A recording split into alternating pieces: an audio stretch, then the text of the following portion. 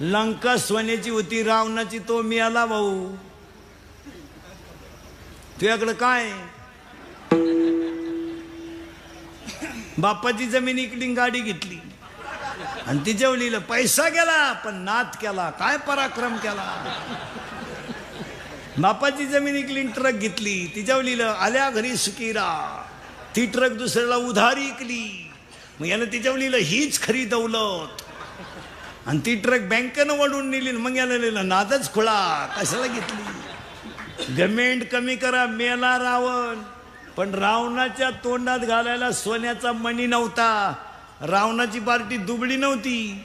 4,30,000 माणसं होती रावणाच्या घरात. गठ्ठा मतदान घरचं न फुटणार.